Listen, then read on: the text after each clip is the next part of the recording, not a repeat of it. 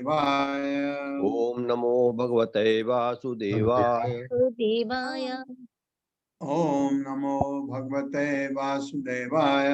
ओम नमो भगवते वासुदेवाय ओम नमो भगवते वासुदेवाय।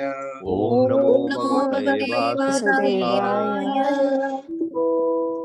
नारायणं नमस्कृत्य नारायणं नमस्कृत्य नरं चैव नरोत्तमं नरं चैव नरोत्तमं देवीं सरस्वतीं व्यासं देवीं सरस्वतीं व्यासं ततो जयमुदीरयेत्। तमुदीरयेत्। नष्टप्रायेषु भद्रेषु नष्टप्रायेषु भद्रेषु भद्रेषु नित्यं भागवत सेवया नित्यं भागवत सेवया भगवते उत्तम श्लोके भगवते उत्तमा श्लोके श्लोके भक्तिर्भवति नैष्टिकी। भक्तिर्भवति नैष्टिकी। हरे कृष्ण। आप सबका स्वागत है। हरे कृष्ण प्रभु जी दंडवत प्रणाम। हरे कृष्णा। तो माता जी ये जो भजन का बिल्कुल ही नहीं आया या शुरू में आया फिर बंद हो गया? नहीं प्रभु जी बिल्कुल नहीं आया। अरे बाप रे बाप, बहुत देर तक ऐसे ही बैठे रहे। आप जी बता प्रभु जी। देते तो मैं दोबारा उसको दोबारा हमें लग रहा था हमारा नेटवर्क इशू है। हाँ, नेटवर्क तो मेरा इश्यू हो सकता है, आपका नहीं। श्री शुक उवाच इति सह विदुरेण विश्वमूर्ते गुणकथया सुधया प्लावितोरुतापः क्षणमिव पुलने यमस्वसुस्तां समुचित गर्विनाशां ततो अगात्। मेरे साथ पढ़िए। श्री शुक उवाच श्री शुक उवाच इति सह विदुरेण विश्वमूर्ते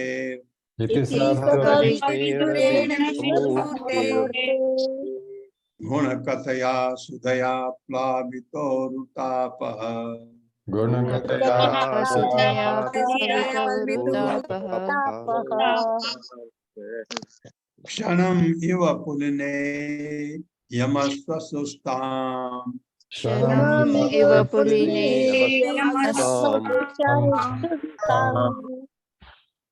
समुस्थित औपगर्विनिशां ततो अगात्।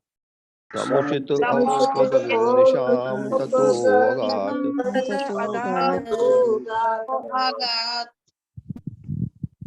समुचित औपगर्विनिशां ततो अगात्। समुचित औपगर्विनिशां ततो अगात्।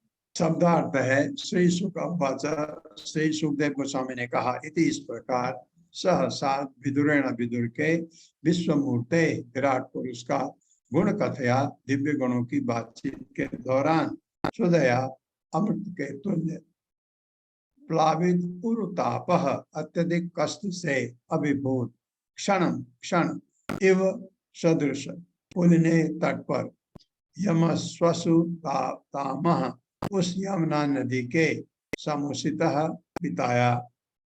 औपगव का पुत्र उद्धव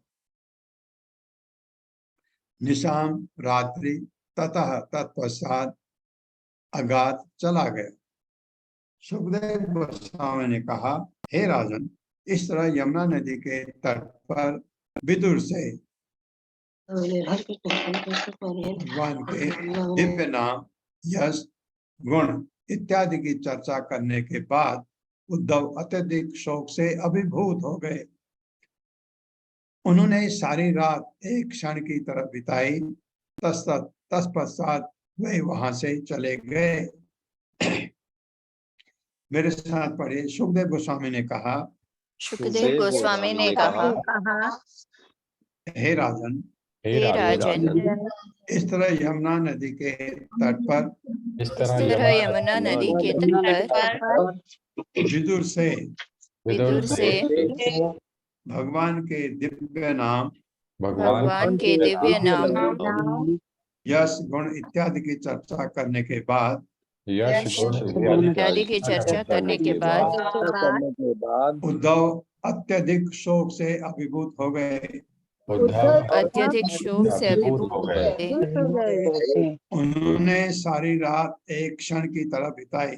उन्होंने सारी रात एक क्षण की तरह बिताई। तत्पश्चात वे वहां से चले गए। तत्पश्चात वे वहां से चले गए। तात्पर्य माता जी। हरे कृष्ण संदीप प्रभु जी।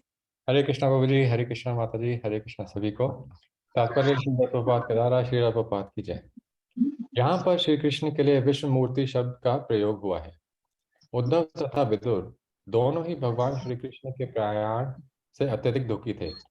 वे श्री भगवान के दिव्य नाम, यश तथा गुणों के बारे में जितनी अधिक चर्चा करते गए, उतना ही उन्हें भगवान का चित्र सर्वत्र दृष्टिगोचर होने लगा।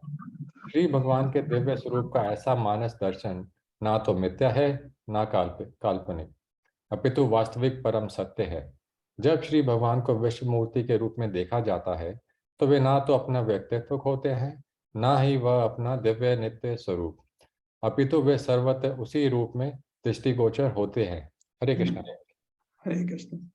जैसे मैं आपको कह रहा था, वियोग में ज्यादा याद आती है, जब विरह होता है तो याद ज्यादा होती है। आध्यात्मिकता में कहा जाता है कि जो विरह है उसमें भगवान की ज्यादा भक्ति होती है, आध्यात्मिकता ज्यादा होती है, क्योंकि भगवान की भक्ति क्या है कि आप हमेशा भगवान का ही चिंतन करते हैं, उनके बारे में सोचते हैं।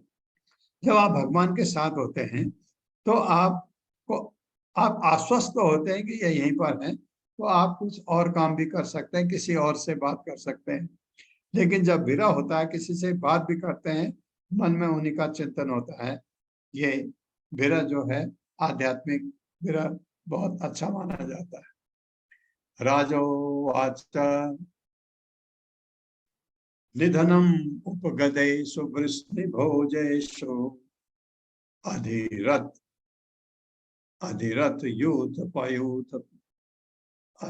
यूथ पयूथ पेषु मुख्य सतु कथम वशिष्ठ उद्धवो यत् हरि अपि ये धरी है, हाँ ये हरि है एक्चुअली, क्योंकि यद और ध ये यद करके ये हरि अपि हो जाता है। हरि अपि त्यज आकृत्यम त्यधीश। मेरे साथ पढ़िए। राजो वाचा निधनम उपगतेषु वृष्णिभोजेषु गतेषु वृष्णिभोजेषु अधिरथ यूथ पयूथ पेषु मुख्यः अधिरथ यूथ पयूथ पेषु मुख्यः सतु कथम वशिष्ठ उद्धवो यत्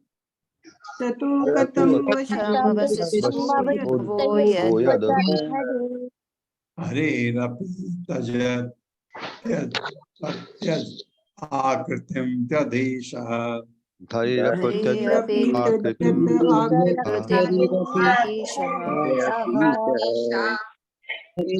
शब्दार्थ है राजा उवाचा, राजा ने पूछा, निधनम विनाश, उपगतेषु हो जाने पर, वृष्णि वंश, भोजेषु भोज वंश का अधिरथ महान सेना नायक, यूथ मुख्य सेना नायक, यूथ पेश उनके बीच मुख्य प्रमुख, सह वह तू केवल, कथम कैसे, अवशिष्ट बचा रहा, उद्धव यद जबकि हरि भगवान ने अभी भी त्यजे समाप्त किया, आकृतिम संपूर्ण लीलाएं, त्रिअधीशः तीनों लोगों के स्वामी। राजा ने पूछा, ये राजा की जब बात आ रही है और सुखदेव गोस्वामी बोल रहे हैं, तो राजा हमेशा परीक्षित महाराज।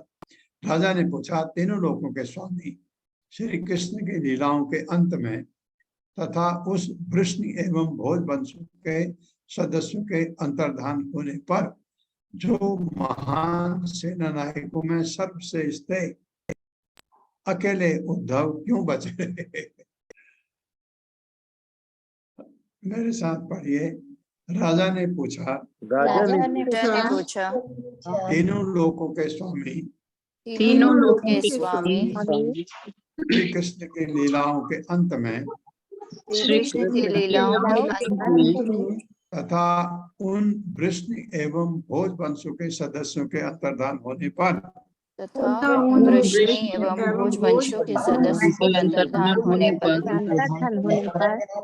जो महान सेना नायकों में सर्वश्रेष्ठ थे, जो महान नायकों में सर्वश्रेष्ठ थे, हाँ, जो अंतर्धान हो गए, उनकी बात हो रही है।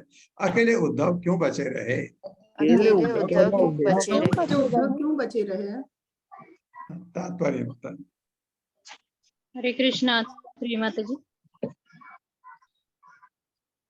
हरे कृष्ण माता जी। तात्पर्य श्री प्रभुपाद के द्वारा श्री जीव गोस्वामी के अनुसार निधनम का अर्थ है श्री भगवान का दिव्य धाम, नी का अर्थ है सर्वोच्च तथा धनम का अर्थ है ऐश्वर्य। चूंकि श्री भगवान का धाम दिव्य ऐश्वर्य की सर्वोच्च अभिव्यक्ति है, अतएव उनके धाम को निधनम कहा जा सकता है।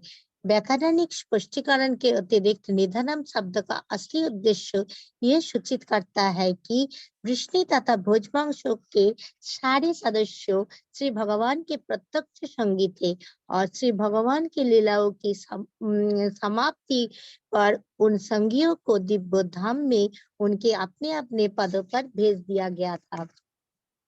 श्री विश्वनाथ चक्रवर्ती ठाकुर ने अकृतम शब्द का अर्थ लीलाओं के रूप में किया गया है। आ का अर्थ है पूर्ण और कृत्रिम का अर्थ है दिव्य लीलाएं है। चूंकि भगवान अपने दिव्य शरीर से अभिन्न है, अतएव उनके शरीर के बदलाने या त्यागने का प्रश्न ही नहीं है। भौतिक जगत के रीति रिवाजों और नियमों के अनुसार कर्म करने हो तो ऐसा प्रतीत होता है कि भगवान जन्म धारण या ध्येयता करते हैं, किंतु भगवान के शुद्ध भक्त वास्तविकता से सुपरिचित होते हैं। इसीलिए श्री भगवतम के गंभीर अध्यताओं के लिए ये आवश्यक है कि वे श्री जीव गोस्वामी तथा श्री विश्वनाथ चक्रवर्ती जैसे महान आचार्यों की टीका टिप्पणियों का अनुसरण करें। अन्य लोग जो कि भगवत भक्त नहीं है, उनके लिए ऐसी आचार्यों की टीकाएं एवं व्याख्याएं व्याकरणिक बागजल प्रतीत हो सकती है, किंतु गुरु शिष्य परंपरा का अनुसरण करने वाले अध्यताओं के लिए महान आचार्यों की व्याख्याएं अत्यंत उपयुक्त होती है। उपगतेषु शब्द भी महत्वपूर्ण है। विष्णु तथा भोजवंश के सारे सदस्य सीधे भगवान के धाम पहुंच गए। अन्य भक्तगण भगवत धाम सीधे नहीं पहुंचते, किंतु श्री भगवान की शुद्ध संगतियों को भौतिक जगत के किसी भी ग्रह के ऐश्वर्य के प्रति कोई आकर्षण नहीं होता। कभी कभी जिज्ञासवश भगवत धाम पहुंचने वाले कुछ भक्तों का पृथ्वी के ऊपर के उच्चतर लोगों के ऐश्वर्य के प्रति कुछ आकर्षण होता है। अतएव सिद्धि प्राप्त करते समय वे उन्हें देखने की इच्छा करते हैं, किंतु विष्णु तथा भोजों के सीधे ही वहां भेजा दिया गया, क्योंकि उन्हें भौतिक लोगों के प्रति कोई आकर्षण नहीं था। श्री विश्वनाथ चक्रवर्ती ठाकुर ये सुझाव भी देते हैं कि अमरकोश नामक संस्कृत शब्दकोश के अनुसार आकृति का अर्थ संकेत भी है। भगवान श्री कृष्ण ने अपने प्रयाण के पश्चात संकेत द्वारा उद्धव को बद्रिकाश्रम जाने का आदेश दिया और शुद्ध भक्त होने के कारण उद्धव ने भगवत धाम वापस जाने की अपेक्षा अधिक श्रद्धा पूर्वक उस आदेश का पालन किया।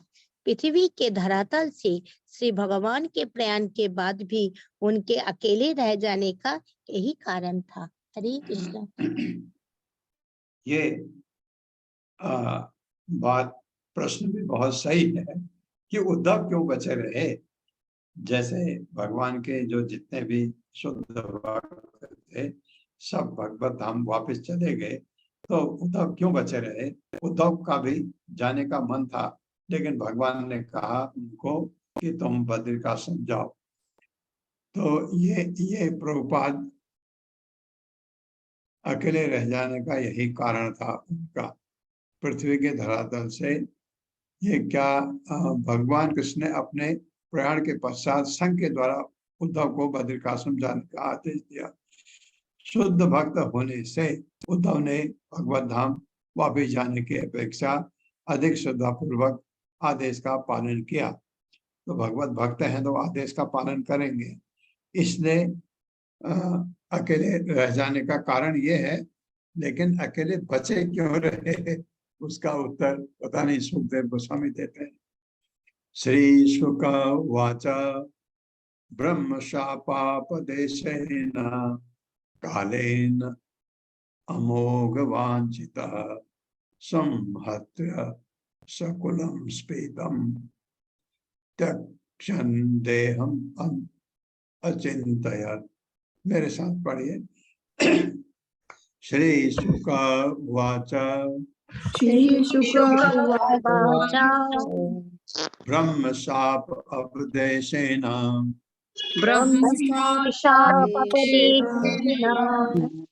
कालेन अमोघ वांछितः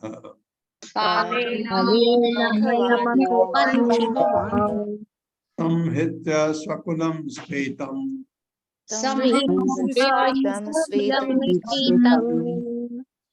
त्यक्षन् देहम् अचिन्तयत्।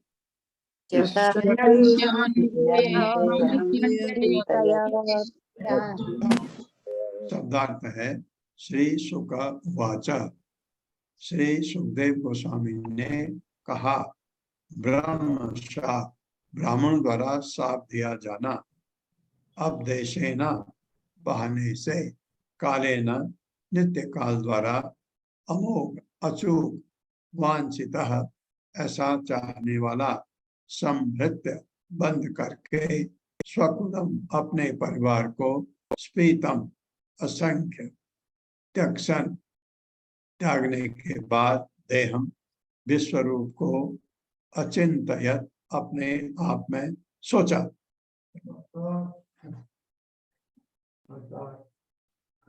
श्री सुखदेव गोस्वामी ने उत्तर दिया, हे प्रिय राजन, ब्राह्मण का शाप तो केवल एक बहाना था, किंतु वास्तविक तथ्य तो भगवान की परम इच्छा थी। वे अपने असंख्य पारिवारिक सदस्य को भेज देने के बाद पृथ्वी के धरातल से अंतर्धान हो जाना चाहते थे।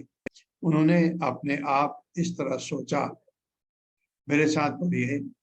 सुखदेव गोस्वामी ने उत्तर दिया, हे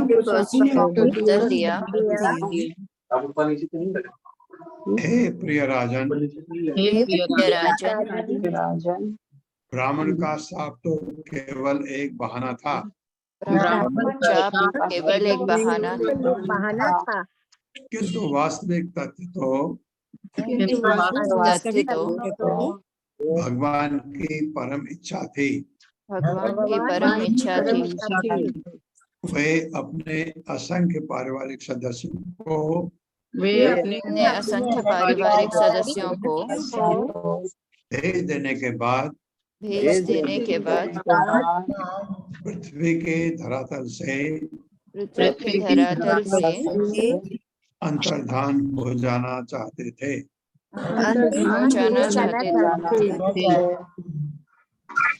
उन्होंने अपने आप इस तरह सोचा।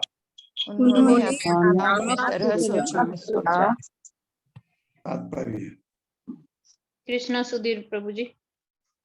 हरे कृष्णा सभी को। श्री प्रभुपाद जी की जय। श्री प्रभुपाद जी के द्वारा तात्पर्य। इस श्लोक में श्री कृष्ण द्वारा अपना शरीर परित्याग करने के संबंध में त्यक्षण शब्द अत्यंत महत्वपूर्ण है।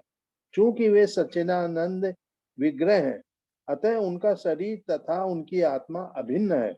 अतः अतएव यह कैसे संभव हो सकता है कि वे अपना शरीर त्यागें और तब इस जगत की दृष्टि से ओझल हों।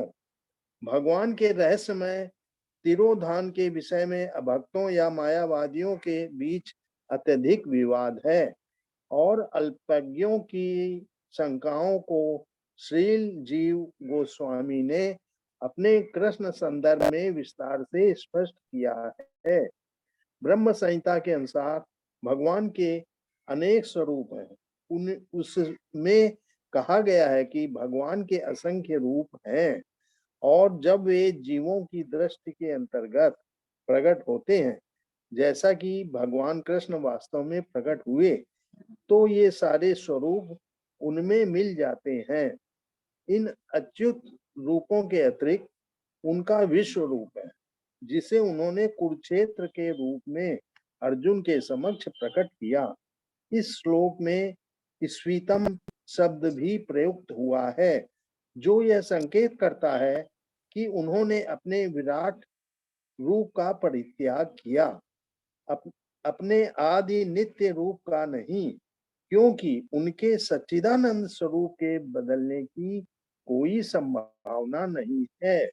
भगवान के भक्तगण इस सरल ज्ञान से तुरंत अवगत हो जाते हैं, किंतु जो अभक्त हैं और भगवान की कोई भक्तिमय सेवा नहीं करते, वे या तो इस सरल तथ्य को समझते नहीं या जानबूझकर भगवान के दिव्य शरीर की नित्यता को झुटलाने के लिए विवाद करते हैं। यह उस दोष के कारण है जिसे अपूर्ण जीवों को ठगने की प्रवृत्ति कहते हैं। व्यवहारिक अनुभव से भी आज तक यह देखा जाता है कि भगवान के दिव्य स्वरूप की पूजा भक्तों द्वारा विभिन्न मंदिरों में की जाती है और भगवान के सारे भक्त यथार्थ के रूप में अनुभव भी करते हैं कि मंदिर में अर्च विग्रह का स्वरूप भगवान के स्वरूप से अभिन्न है। भगवान की अंतरंगा शक्ति के अचिंत्य कार्य का वर्णन भगवत गीता 7.25 में किया गया है। नाहम प्रकाश है सर्वस्य योग माया समावृत है। भगवान को यह अधिकार है कि वे सबों के समक्ष प्रकट न हो। पद्म पुराण में भी कहा गया है, अतः श्री कृष्ण नामादि न भवेत ग्राह्यमीरियेत। भगवान का नाम तथा रूप भौतिक इंद्रियों द्वारा अनुभव नहीं किया जा सकता, किंतु जब वे संसारी लोगों को दृष्टिगोचर होते हैं तो वे विराट रूप धारण कर लेते हैं। यह स्वरूप का अतिरिक्त भौतिक प्रदर्शन है और विशेष तथा इसके विशेषणों के तर्क द्वारा मान्य है। व्याकरण में जब किसी विशेषण का विशेष अलग कर दिया जाता है तो उसके इसके द्वारा विशेषित विशेष्य बदलता नहीं। इसी तरह जब भगवान अपना विराट रूप त्यागते हैं तो उनका नित्य स्वरूप बदलता नहीं, यद्यपि उनमें तथा उनके असंख्य रूपों में से किसी एक में कोई अंतर नहीं है। पंचम स्कंद में यह देखने को मिलेगा कि किस तरह विभिन्न लोकों में अब भी भगवान की पूजा विभिन्न रूपों में की जाती है और इस पृथ्वी पर भी विभिन्न मंदिरों में किस तरह उनकी पूजा की जाती है। श्रील जीव गोस्वामी तथा श्रील विश्वनाथ चक्रवर्ती ठाकुर ने अपनी टीकाओं में वैदिक साहित्य के विभिन्न प्रामाणिक संस्करणों से उद्धरण देते हुए भगवान के तिरोधान की इस घटना की विस्तृत व्याख्या दी है। इस ग्रंथ की आकार वृद्धि के भय से हम जानबूझकर उन सबों को यहाँ समाविष्ट नहीं कर रहे हैं। यह सारा प्रसंग भगवत गीता में विवेचित है, जैसा कि ऊपर उद्धरण दिया गया है। भगवान को अधिकार है कि वे हर एक के समक्ष प्रकट न हो। वे उन अभक्तों की दृष्टि से जो प्रेम तथा भक्ति से विहीन है अपने को सदैव दूर रखते हैं और इस तरह उन्हें अपने से अधिकाधिक दूर करते जाते हैं। ब्रह्मा के अनुरोध पर भगवान प्रकट हुए थे, क्योंकि उन्होंने क्षीरोदशाई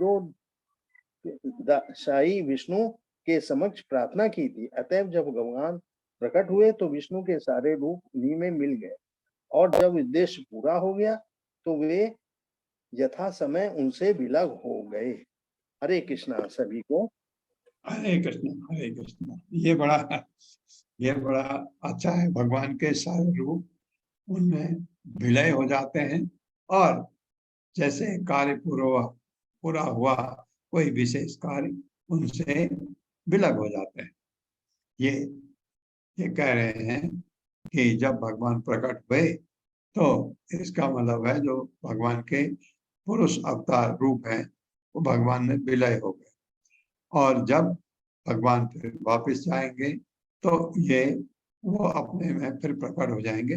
वो कर सकते हैं, भगवान का विस्तार है, सारे रूप अपने में ले लें या उनको अलग अलग प्रदर्शित करें, ये उनका अधिकार है। तो ये कहने का मतलब है कि इस पर प्रभुपाद जो इतना लिख रहे हैं, आपने पढ़ा भी होगा। गुजरात में एक जगह बताया जाता है जहां पर कोई शायद एक मंदिर सा या कुछ बना हुआ है, जहां पर भगवान को किसी ने तीर मारा और भगवान की मृत्यु हो गई। बोलते हैं लोग भगवान को जला गया, वो जल गए लेकिन उनका हृदय नहीं। ऐसे अंट संट कथाएं लोग बोलते रहते हैं, तो ये सही नहीं है। भगवान का दिव्य रूप है, वो भगवान किसी भी रूप में हो, तो जब तिरोधान का मतलब है भगवान का इस भौतिक जगत को, इस ब्रह्मांड को त्यागना, अंतर्धान हो जाते हैं। जैसे चैतन्य महाप्रभु जब पुरी में रहते थे, जब उनका अंतर्धान हुआ, जो लोग जगन्नाथपुरी के मंदिर में थे, कुछ लोग टोटा गोपीनाथ के मंदिर में थे। तो जो भक्तगण पुरी में जगन्नाथपुरी के मंदिर में, भगवान जगन्नाथ के मंदिर में दर्शन कर रहे थे जगन्नाथ जी का, उनको दिखा चैतन्य महाप्रभु आए और भगवान जगन्नाथ में के अंदर घुस गए, चले गए। और जो टोटा गोपीनाथ है, बहुत प्रसिद्ध मंदिर है, और उसमें जो वहां भक्तगण थे उन्होंने देखा कि चैतन्य महाप्रभु आए, उनके अंदर चले गए, अंतर्धान हो गए। चैतन्य महाप्रभु ऐसे अंतर्धान हुए। तो ऐसे भगवान कृष्ण वहां बैठे बैठे अपने अंतर्धान हो गए, जैसे बैठे थे वर्णन किया गया है। तो भक्तों को इस चीज से कदापि, जो कथाएं लोगों ने बनाई हैं अपने आमदनी के लिए, उन कथाओं पर कतई विश्वास नहीं करना चाहिए, क्योंकि भगवान दिव्य है। भगवान कोई हमारी तरह भौतिक शरीर लिए हुए नहीं है, तो उनका मृत्यु का कोई सवाल ही नहीं होता। तो ये प्रभुपाद एक्सप्लेन कर रहे हैं। 30वां श्लोक। अस्मात् लोकात् उपरते वै ज्ञानं मदाश्रयम् अर्हति उद्धव एव अद्धा संप्रत्य आत्मवतांबरः।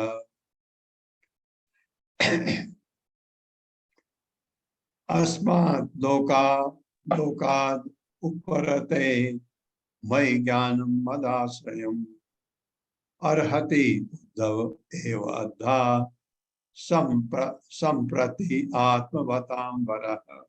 मेरे साथ पढ़िए। अस्मात् लोकात् उपरते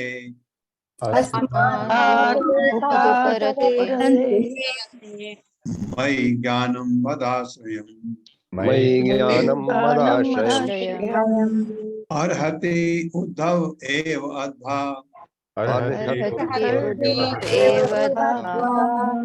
सम्प्रति आत्मवतां वरः।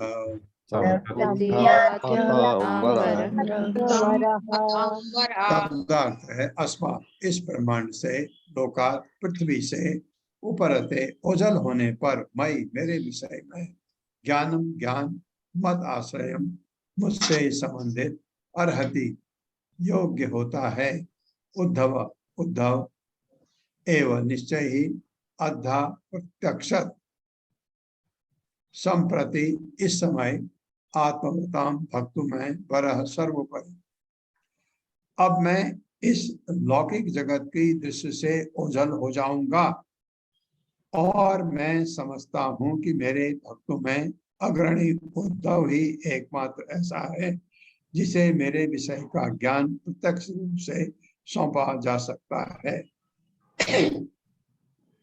मेरे साथ पढ़िए, यह उत्तर है परीक्षित महाराज के प्रश्न का। इसलिए उद्धव नहीं गए। मेरे साथ पढ़िए, अब मैं इस लौकिक जगत की दृष्टि से,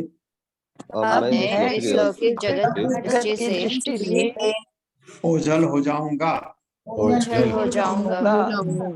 और मैं समझता हूँ कि मेरे भक्तों में अग्रणी उद्धव ही एकमात्र ऐसा है जिसे मेरे विषय का ज्ञान यानी तत्व ज्ञान प्रत्यक्ष रूप से सौंपा जा सकता है। तात्पर्य। हरे कृष्णा अरुण गुप्ता प्रभु जी। हरे कृष्णा माता जी जैन प्रभु जी। तात्पर्य शिला प्रभुपाद जी द्वारा, शिला प्रभुपाद की जय। तात्पर्य, इस श्लोक में ज्ञान मद आश्रय महत्वपूर्ण है। दिव्य ज्ञान के 3 विभाग हैं, निर्विशेष ब्रह्म का ज्ञान, सर्वव्यापक परमात्मा का ज्ञान तथा भगवान का ज्ञान। इन तीनों में से भगवान के दिव्य ज्ञान का विशेष महत्व है और यह भगवत तत्व विज्ञान कहलाता है। यह विशिष्ट ज्ञान शुद्ध भक्ति द्वारा प्राप्त किया जा सकता है, अन्य किसी साधन द्वारा नहीं। इसकी पुष्टि भगवत गीता 18-55 में हुई है। भक्त्या माम विजानाति यावान यश्चास्मि तत्त्वतः। एकमात्र भक्तिमय सेवा में लगे व्यक्ति ही भगवान की दिव्य स्थिति को ठीक से जान सकते हैं। उद्धव उस काल के भक्तों में सर्वश्रेष्ठ माने जाते थे, अतएव भगवत कृपा से उन्हें सीधे उपदेश दिया गया, जिससे इस जगत की दृष्टि से भगवान के ओझल हो जाने के बाद लोग उद्धव के ज्ञान का लाभ उठा सके। उद्धव को बद्री का आश्रम जाने के लिए, जहाँ भगवान नर नारायण अर्च विग्रह के रूप में स्थित हैं, सलाह दिए जाने के कारणों में से यह एक कारण है। जो मनुष्य आध्यात्मिक रूप से अग्रणी है, वह मंदिर अर्च विग्रह से प्रत्यक्ष प्रेरणा प्राप्त कर सकता है। इस तरह भगवत भक्त सदैव दिव्य ज्ञान में भगवत कृपा से उल्लेखनीय प्रगति करने के लिए भगवान के मान्यता प्राप्त मंदिर की शरीर ग्रहण करता है। शरण ग्रहण करता है। हरे कृष्ण। ये इसलिए बता रहे हैं, 31वां श्लोक है, न उद्धवो अण्वपि मन्युनो यद्गुणैर्नाडितः प्रभु अतो मद्वयनं लोकं ग्राहयन् इह तिष्ठतु। मेरे साथ पढ़िए, न उद्धवो अण्वपि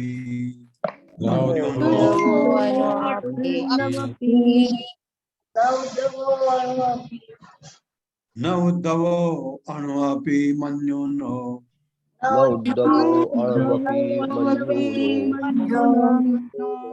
यद्गुणैर्नादितः प्रभु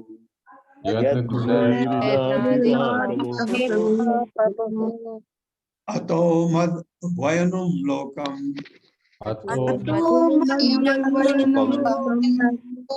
ग्राहयन् इह तिष्ठत्।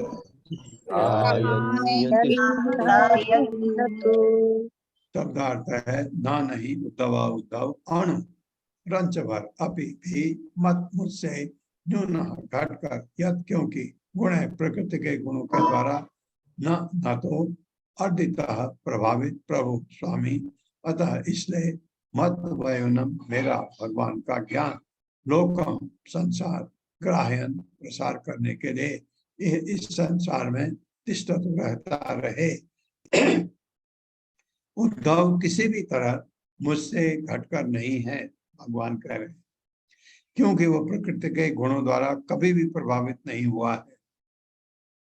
अतएव भगवान के विशिष्ट ज्ञान का प्रसार करने के लिए वह इस जगत में रहता रहे।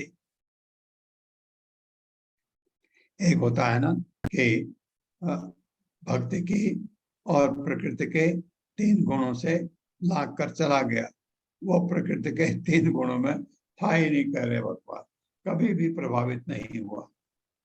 मेरे साथ पढ़िए, उद्धव किसी भी तरह मुझसे घटकर नहीं है, मुझसे घटकर नहीं है, क्योंकि वो प्रकृति के गुणों द्वारा कभी भी प्रभावित नहीं हुआ है, कभी भी प्रभावित नहीं हुआ है।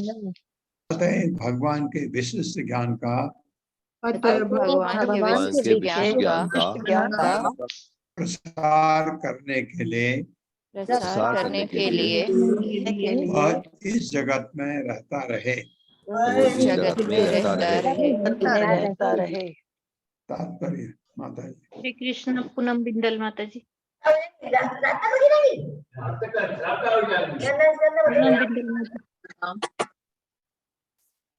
तात्पर्य श्री प्रभुपाद जी की जय। भगवान का प्रतिनिधि बनने के लिए जिस विशिष्ट योग्यता की आवश्यकता होती है, प्रकृति के गुणों से अप्रभावित रहना, वह है प्रकृति के गुणों से अप्रभावित रहना। भौतिक जगत में मनुष्य की सर्वोच्च योग्यता ब्राह्मण बनना है, किंतु चूंकि ब्राह्मण सतोगुणी होता है, अतः ब्राह्मण होना ही भगवान का प्रतिनिधि बनने के लिए पर्याप्त नहीं है। मनुष्य को सद्गुणों को भी लांघकर शुद्ध सत्व में स्थित होना पड़ता है, जो प्रकृति के किसी भी गुण से प्रभावित नहीं होता है। दिव्य योग्यता की यह अवस्था शुद्ध सत्व या वसुदेव कहलाती है, और इस अवस्था में ईश विज्ञान की अनुभूति की जा सकती है। जिस तरह भगवान प्रकृति के गुणों से प्रभावित नहीं होते, उसी तरह भगवान का शुद्ध भक्त भी प्रकृति के गुणों से प्रभावित नहीं होता। भगवान से तादात्म्य होने की यह प्राथमिक योग्यता है। जो व्यक्ति इस दिव्य योग्यता को प्राप्त कर लेता है, वह जीवन मुक्त कहलाता है।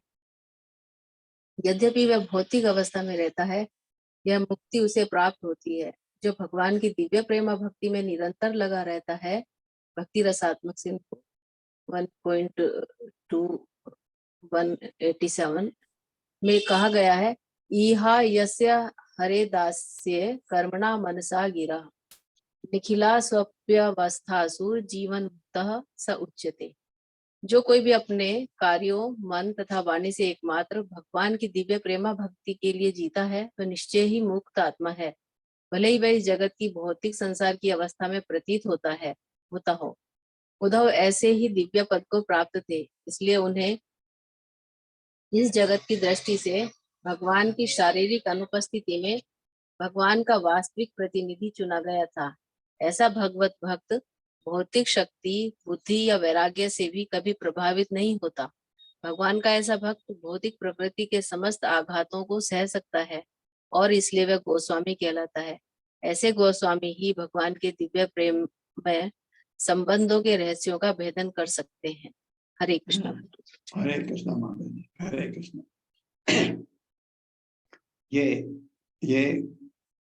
तीनों गुणों को लांघना, जो प्रभुपाद कहते हैं, ब्राह्मण सतो गुणी होता है, लेकिन इतना भगवत धाम जाने के लिए इतना पर्याप्त नहीं है। शुद्ध सत्व में आना पड़ता है, जिसे वसुदेव अवस्था भी कहा जाता है। तीनों गुणों को लांघ लिया आपने, अब आपका क्या होता है? कल हमने पढ़ा था कहाँ पढ़ा था? नहीं, हमने इवनिंग क्लास में पढ़ा था। भगवान कपिल अपनी माँ देवहूति को कहते हैं। ये जब होता है तो फिर आगे बढ़ के आपका क्या होता है कि आप अपने अंदर अपने को देख सकते हैं। क्या है आपके अंदर? आपकी आत्मा है। आत्मा प्रकाशित है, पूरे शरीर को पूरे शरीर को चेतना देती है और आप आंख बंद करके उसे देख सकते हैं। ये क्या पता लगा आपको? जैसे आत्म साक्षात्कार को मैंने आपको कहा था पहले कि अपने को जानना, जान गए अपने को, अपने अंदर आपने देखा आपकी आत्मा है, बहुत छोटी सी प्रकाशित आपको दिखती है, बहुत छोटा उसका आत्मा का जो आकार है बहुत छोटा है, आपको दिख गया। क्या हो गया? आपका आत्म साक्षात्कार। आप अपने को जान गए, आप क्या हैं। अब आपको समझ आया आप शरीर है ही नहीं, ये हूं मैं। और क्या पता लगा? भगवान मेरे स्वामी हैं, मैं उनका दास हूं। भगवान पूरे दिव्य हैं, मैं इतना छोटा हूं, उनका सेवक हूं। ये आत्म साक्षात्कार। तो ये ऐसे जो भगवान के भक्त होते हैं जिन्हें आत्म साक्षात्कार स्वरूप सिद्धि, उसके बाद आगे आती है। आगे के कुछ चरण हैं जिसमें से जब आपको गुरु के द्वारा भगवान से आपको मिलाया जाता है, तब आपको पता लगा कि अब है क्या। यहाँ हम कहते हैं ना, मैं पुरुष हूँ, आप में से कोई स्त्री है, कोई नर है, नारी है। ये तो इस जगत का, ये हमारा रूप नहीं है। हमारा शाश्वत रूप भगवान के सामने जब स्वरूप सिद्धि होती है, वहां पर पता लगता है कि मैं हूँ कौन। हो सकता है आप कोई गोपी हो सकता है आप कोई गोपा हूं, ये आपको तब पता लगता है। तो आपको वही चीज आप बनते हैं, क्योंकि हमारा इटर्नल है जो हमारी आत्मा है छोटी, इस शरीर का नहीं। इस शरीर के अंदर जो आत्मा है उसका अपना शाश्वत रूप है। वो क्या है अभी नहीं पता लगता, साक्षात्कार के बाद नहीं पता लगता। जब स्वरूप सिद्धि होती है उस समय आपको फिर भी भगवान आपसे पूछते हैं कि तुमको और कुछ चाहिए, और आपने कहा कि नहीं, आपका सामीप्य चाहता हूं, आपके साथ ही रहना चाहता हूं। अगर आप इतने महान भक्ति की है तो भगवान आपको सामीप्य भी मुक्ति दिला सकते हैं। आप भगवान के सांसद बने रहेंगे। जहां भगवान जाते हैं वहां आप भी उनके साथ, हमेशा उनके साथ रहेंगे। सामीप्य मुक्ति कहते हैं जिसे। सॉरी, 32वां श्लोक है। एवं त्रिलोक गुरुणा संदिष्टः शब्द योनिना बदर्याश्रमम् आस्याद्य हरिमीजय समाधिना। मेरे साथ पढ़िए।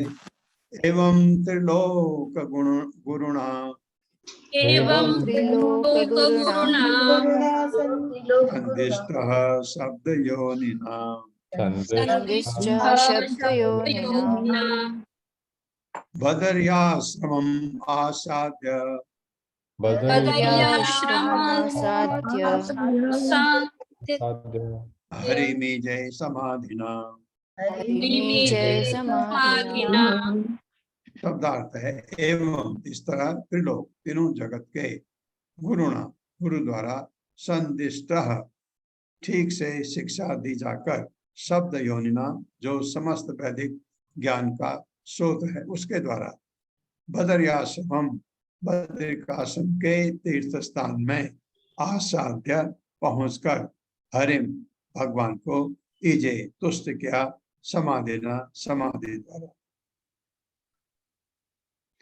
सुखदेव गोस्वामी ने राजा को सूचित किया कि इस तरह समस्त वैदिक ज्ञान के स्रोत और तीनों लोकों के गुरु पूर्ण पुरुषोत्तम भगवान द्वारा उपदेश दिए जाने पर उद्धव बद्रिकाश्रम तीर्थ स्थल पहुंचे और भगवान को तुष्ट करने के लिए उन्होंने अपने को समाधि में लगा दिया। मेरे साथ पढ़िए। सुखदेव गोस्वामी ने राजा को सूचित किया कि सुखदेव गोस्वामी ने राजा को सूचित किया कि इस तरह समस्त वैदिक ज्ञान के स्रोत इस तरह समस्त वैदिक ज्ञान के स्रोत और तीनों लोकों के गुरु पूर्ण और पुरुषोत्तम तीनों भगवान लोगों के गुरु पूर्ण पुरुषोत्तम भगवान द्वारा उपदेश दिए जाने पर उपदेश दिए जाने पर उद्धव बद्रिकाश्रम तीर्थ स्थल पहुंचे। उद्धव बद्रिकाश्रम तीर्थ पहुंचे और भगवान को तुष्ट करने के लिए भगवान को तुष्ट करने के लिए उन्होंने अपने को समाधि में लगा दिया। उन्होंने अपने को समाधि में लगा दिया। तात्पर्य। हरे कृष्णा संतोषी माता जी। हरे कृष्ण जी। हरे कृष्ण माता जी। श्रील प्रभुपाद जी की जय। श्रील प्रभुपाद जी के द्वारा तात्पर्य वस्तुतः भगवान श्री कृष्ण तीनों लोकों के गुरु हैं और वे समस्त वैदिक ज्ञान के आदि उद्गम हैं, किंतु परम सत्य के साकार रूप को वेदों के द्वारा ही समझ पाना अत्यंत कठिन है। परम सत्य के रूप में भगवान को समझ पाने के लिए उनके निजी उपदेशों की आवश्यकता पड़ती है। ऐसे दिव्य ज्ञान का प्रमाण सार रूप में भगवत गीता में है। परमेश्वर को कोई तब तक नहीं जान सकता जब तक भगवान स्वयं कृपा न करे। भगवान ने यह विशेष कृपा अर्जुन तथा उद्धव पर प्रकट की जब वे इस भौतिक जगत में थे। निसंदेह भगवान द्वारा भगवत गीता का प्रवचन कुरुक्षेत्र युद्ध स्थल में अर्जुन को युद्ध के प्रति प्रोत्साहित करने के लिए हुआ था।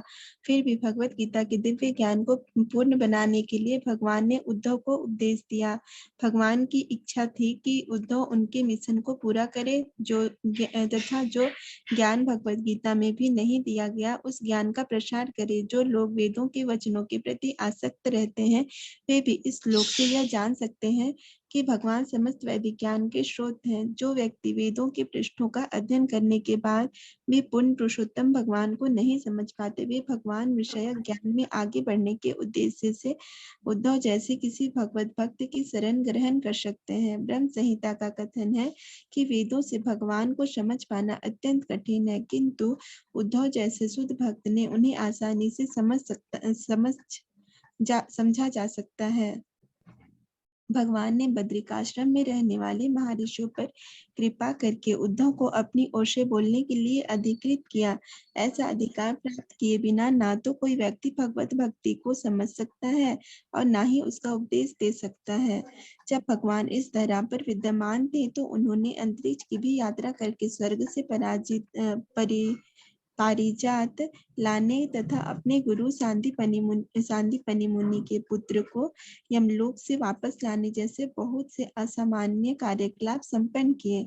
उद्धव को निश्चित रूप से अन्य लोकों में जीवन की स्थितियों के विषय में बतलाया गया था और सारे ऋषि उन लोकों के बारे में जानने के लिए उसी तरह उत्सुक थे जिस तरह हम अंतरिक्ष के ग्रहों के विषय में जानने के लिए उत्सुक रहते हैं। उद्धव को यह संदेश बद्रिकाश्रम को ले जाने के लिए न केवल उस तीर्थस्थल के ऋषियों के लिए अपितु नर नारायण अर्चा विग्रह के लिए भी विशेष रूप से नियुक्त किया गया था। ऐसा संदेश वेदों के पृष्ठों में वर्णित ज्ञान की अपेक्षा अधिक गुह्य रहा होगा। भगवान निसंदेह समस्त ज्ञान के स्रोत हैं और उद्धव के माध्यम से नर नारायण तथा अन्य ऋषियों के पास भेजे गए संदेश भी वैदिक ज्ञान के अंश थे, किंतु वे अधिक गुह्य थे और वे एकमात्र उद्धव जैसे शुद्ध भक्त के माध्यम से ही भेजे या समझे जा सकते थे, क्योंकि ऐसा गुह्य ज्ञान केवल भगवान तथा उद्धव को ही ज्ञात था। अतः यह कहा जाता है कि उद्धव स्वयं भगवान के सदृश थे। उद्धव की ही तरह हर एक जीव भी भगवान के ही स्तर पर दिव्य संदेश वाहक बन सकता है, बस शर्तें कि वह प्रेमा भक्ति के द्वारा स्वयं विश्वस्त हो ले। ऐसा गुह्य ज्ञान उद्धव तथा अर्जुन जैसे शुद्ध भक्तों को ही सौंपा जाता है, जैसा कि भगवत गीता में पुष्टि हुई है, और मनुष्य को ही उन्हीं से यह रहस्य सीखना होता है, अन्य उपाय से नहीं। भगवत गीता या श्रीमद् भागवत को भगवान के ऐसे विश्वस्त भक्तों की सहायता के बिना नहीं समझा जा सकता। श्री विश्वनाथ चक्रवर्ती ठाकुर के अनुसार वह गुह्य संदेश अवश्य ही भगवान के प्रयाण के रहस्य तथा इस श्लोक में उनके प्राकट्य के 100 वर्षों बाद उनके वंश के संहार के विषय में जानने से संबंधित रहा होगा। हर व्यक्ति यदुवंश के संहार के रहस्य को जानने के लिए अति उत्सुक रहा होगा, और वह संदेश भगवान द्वारा उद्धव को बतलाया गया होगा तथा नर नारायण एवं अन्य शुद्ध भगवत भक्तों की जानकारी के लिए बद्रिकाश्रम भेजा गया होगा। हरे कृष्ण प्रभु जी। हरे ये भी कृष्ण। प्रभुपाद कर रहे हैं, शायद इसलिए ऐसा हुआ होगा क्योंकि उद्धव को सारा ज्ञान था, वो कह रहे हैं। तो लोग जो इस भौतिक जगत में हैं, लेकिन एक बात ये ज्ञान लेने के लिए बड़ी कठिन यात्रा करनी पड़ी होगी तब लोगों को। बहुत से लोग तो समझ ही नहीं पाएंगे, जाएंगे भी नहीं। तो पहले जब तीर्थ स्थल जाते थे पैदल था, तो साथ में अपने खाने पीने का सामान भी रख के ले जाते थे। और ये हमारे बुजुर्ग बताते थे कि जब वो तीर्थ स्थल को निकले पैदल, घर से ही पैदल, क्योंकि तब तो ये बसें वगैरह सड़क थी नहीं, घर से पैदल निकलते थे। और जब वो जा रहे हों तीर्थ स्थल तो उनका रोना धोना सब हो जाता था, क्योंकि आएंगे नहीं आएंगे इसकी कोई गारंटी नहीं। इतना कठिन मार्ग था, इतना उसमें से कुछ तीर्थ स्थल करके आ जाते थे। फिर वो घर में फिर एक बहुत अच्छा वो भी मनाया जाता था, फेस्टिवल जैसा उनके आने पर, और उनको बहुत योग्य पुरुष समझा जाता था जो तीर्थ करके आ जाते थे, क्योंकि वो रास्ता इतना विकट था कि अगर पत्नी बहुत स्वस्थ नहीं है तो पत्नी को नहीं ले जाते थे, और पत्नी अगर ऐसी है शरीर से अच्छी है जो इतनी यात्रा पति के साथ कर सकती है तो वो भी जाती थी। तो ये ऐसे तीर्थ स्थल जो बद्रिकाश्रम है, आप देखिए ज्ञान लेने के लिए उद्धव से अगर आपको बद्रिकाश्रम जाना पड़े, कौन जा सकता है? तब बहुत ही असंभव था। तो लेकिन उद्धव तो वहां से बद्रिकाश्रम से उन्होंने अपने को समाधि में लगा दिया, तो उद्धव वहां मिल सकते हैं। उद्धव और जगह वहां से तो गए नहीं, इसलिए ज्ञान प्राप्त करने के लिए, ऐसा ज्ञान भगवान का प्राप्त करने के लिए भगवान के कोई बिरले ही भक्त होते हैं जो इतनी कठिन पद यात्रा करके उद्धव से मिले होंगे। और ये प्रभुपाद करें ऐसा हुआ होगा तब करके। ओम अज्ञान तिम्रांधस्य ज्ञानांजन शलाकया चक्षुरुन्मिलितं तस्मै श्री गुरुवे नमः। नमो विष्णुपादाय कृष्णपृष्ठाय भूतले श्रीमते भक्तिवेदांत स्वामिनिति नामिने। नमस्ते सारस्वती देवे गौरवाणी प्रचारिणे निर्विशेष शून्यवादी पाश्चात्य देशतारिणे। जय हो श्री कृष्ण चैतन्य प्रभु नित्यानंद श्री अद्वैत गदाधर शिवासादि गौर भक्तवृंद। हरे कृष्णा कृष्ण कृष्णा हरे हरे, हरे राम राम राम हरे हरे। हरे कृष्णा। कल